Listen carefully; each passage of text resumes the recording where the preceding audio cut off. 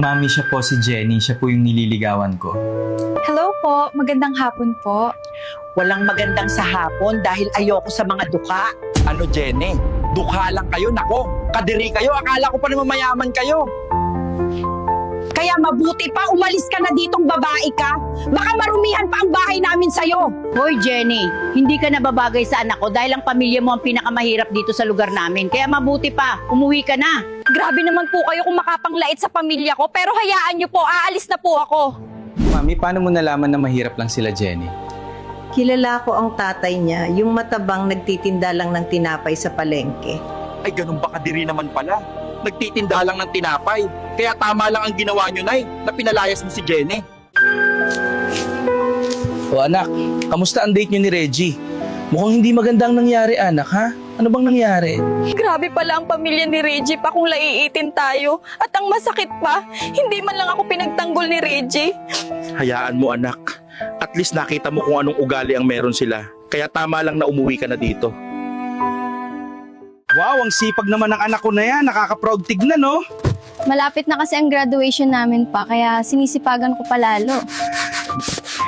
At gusto ko din makapagtapos para hindi na tayo maliitiin ng ibang tao. O Reggie anak, may ipapakilala pala ako sa'yo. Si Nicole nga pala anak. Hello, Nicole. You're so beautiful. Salamat po, taga. Thank you, I like your smile. Like your smile, Reggie. Reggie, ang pogi mo naman pala siguro. Mayaman din kayo kagaya ko, no? Nga pala, can we date sa mamahaling restaurant? Sure, Reggie. Anytime, anywhere. So, let's go na ba? Okay, sandali lang ha, may gagawin lang ako. Mga uto-uto, hindi nyo alam na peperahan ko lang kayo. By the way, Nicole, ano pala ang work ng parents mo? We have a lot of properties, Reggie. Wow naman, siguro mas mayaman kayo sa amin, no? Pero anyway, let's enjoy this evening, Nicole. O anak, saan ka galing? Mukhang masaya ka ngayon ha.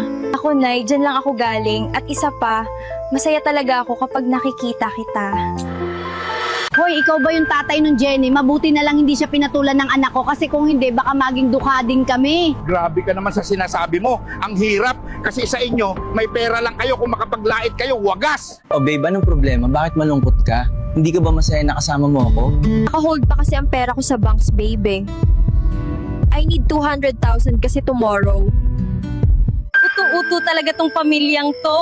Binigyan ba naman ako ng 200,000? Kaya mabilis kong mauubos ang mga pera nila.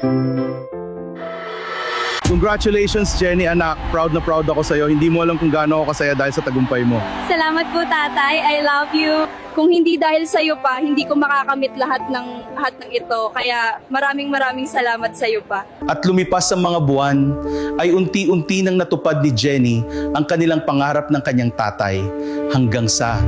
Happy birthday, babe. I love you and binilhan kita ng condo unit na malapit dito. Wow, thank you so much. Sobrang ganda naman ng regalo mo, babe. Babe, baka pwede ko namang ma-meet ang parents mo para naman makilala na din nila ako.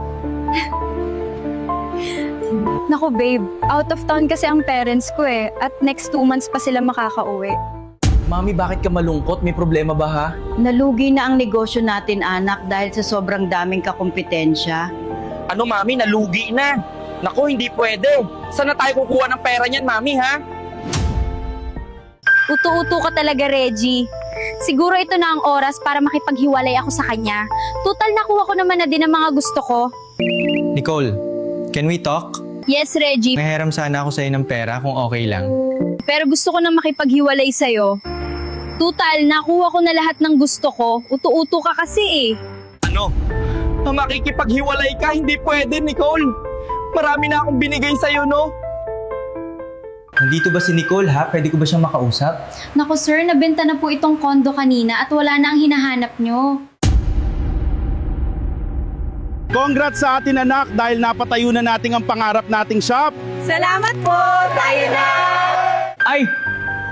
Aba, tignan mo nga naman, oh. Isa sa customer ng shop na to, ang mayabang na to. Anong problema mo? Bakit mo ko sinisigawan? Pwede ba? Mukhang waiter ka lang dito. Umalis ka sa harapan ko dahil galit ako sa mga duka. Aba, Nay, natatanda mo pa ba si Jenny? Siya palang may-ari ng mga Kanor Cafe sa buong Pilipinas. Aba anak, ito na ang pagkakataon para yumaman tayo ulit. Ligawan mo ulit si Jenny, anak. Oo nga no, Mami. Tapos peperahan ko lang siya. Total mukhang mangmang naman din yun si Jenny. Wow, Jenny, ang yaman mo na pala nga pala. Alam mo bang bagay na bagay kayo ng anak ko na si Reggie? Oh, salamat po. Alam niyo din po ba na hambog pa rin kayo hanggang ngayon? Hindi na kayo nahiya sa ginagawa niyo? Imbis na maging mabuting ehemplo kayo sa anak nyo, kayo pa ang nagtuturo ng masamang pag-uugali. Pero huwag kayong mag-alala, pinapatawad nyo at nangangailangan kami ng waiter dito at dishwasher. Baka gusto nyo. Jenny. Patawarin mo na kami, please. Alam mo naman na mahal kita noon pa eh. Naku, Reggie, pati paghingi ng tawad ginagamit nyo sa sarili nyong interes. Kaya ang mabuti pa, umalis na kayo dahil galit ako sa mga mapanghusga.